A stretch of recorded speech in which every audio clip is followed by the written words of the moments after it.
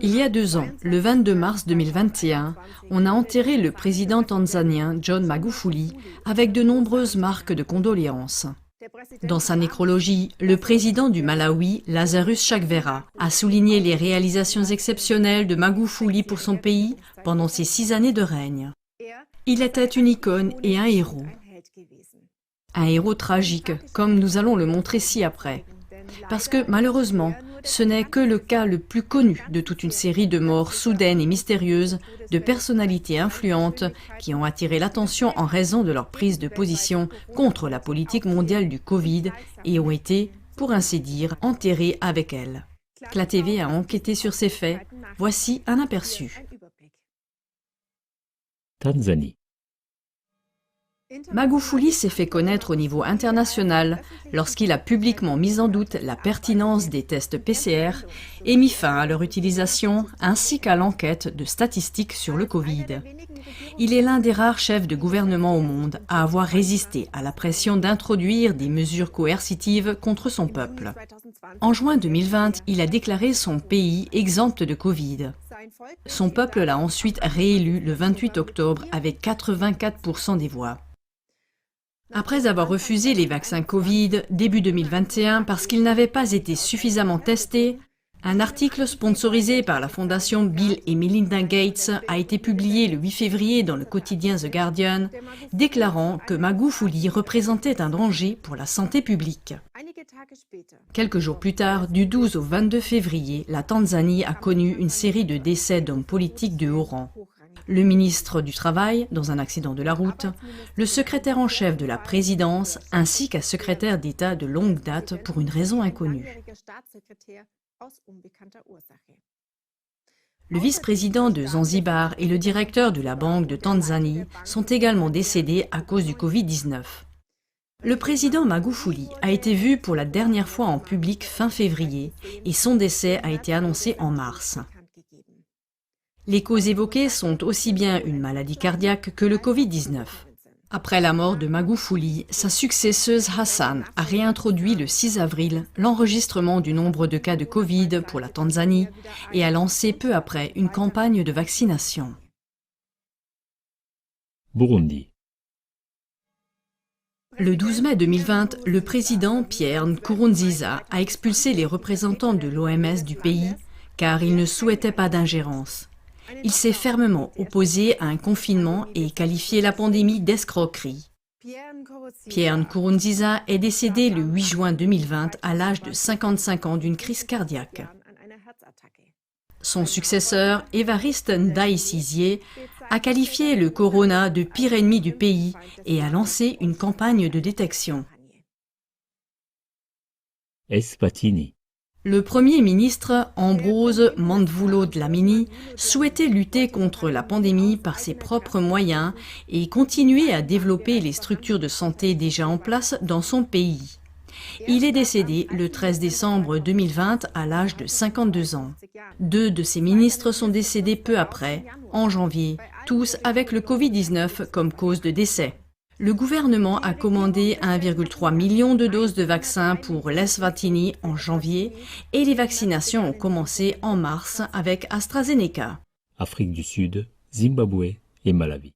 En janvier 2021, 12 hommes politiques étaient morts en Afrique du Sud et 4 ministres au Zimbabwe voisin en l'espace d'une semaine. Les événements au Malawi ont été particulièrement frappants. Un tribunal a estimé qu'un confinement affecterait injustement la population pauvre, ce qui a poussé le gouvernement à ne pas l'imposer. En l'espace de 48 heures, 3 ministres en exercice et l'ancien chef de la Banque centrale sont décédés, tous victimes du Covid-19. 6 jours après ces décès, le gouvernement du Malawi a imposé pour la première fois un confinement et en mars, les vaccinations ont commencé avec AstraZeneca. Haïti. En Haïti, ni les autorités ni les habitants du pays n'ont respecté les mesures Covid et les centres de traitement ont fermé en raison du nombre insuffisant de patients. En mai, plus de 700 000 doses de vaccins ont été refusées et en juin, à nouveau 130 000 doses d'AstraZeneca en raison d'effets secondaires possibles. Selon ce rapport, les autorités ont stoppé à plusieurs reprises l'importation de vaccins Covid, de sorte qu'en juin 2021, Haïti était le dernier pays américain où la vaccination n'avait pas encore commencé. Dans la nuit du 7 juillet, 28 hommes lourdement armés se sont avancés vers la maison du président Jovenel Moïse. Certains ont pénétré dans sa chambre à coucher et l'ont abattu. Après la mort de Moïse, des troubles massifs ont éclaté dans le pays. Insensible à cela, Haïti a lancé peu de temps après une vaste campagne de vaccination. Allemagne. En automne 2020, 3 hommes influents ont annoncé qu'ils s'opposeraient à un deuxième confinement. Thomas Oppermann, Mario Hofen et Franz Klein. Thomas Oppermann a été vice-président du Bundestag allemand et a vivement critiqué la chancelière Merkel pour avoir voulu imposer les mesures Covid sans la participation du Parlement. Fin octobre, il a demandé un débat général sur les restrictions des droits fondamentaux. Il s'apprêtait à exposer sa position le 25 octobre dans l'émission Berlin Direct de la ZDF lorsque, à 66 ans, il s'est soudainement effondré et est décédé. La cause du décès n'a pas été élucidée. Mario Hofen était président de l'Association fédérale allemande des petites et moyennes entreprises depuis 1998. Il a écrit plusieurs fois directement à la chancelière fédérale pour éviter un deuxième confinement. Dans un appel publié le 29 octobre, les points suivants ont été remis en question. Je cite. « Si les mesures sont également proportionnées au sens juridique et donc en accord avec notre Constitution.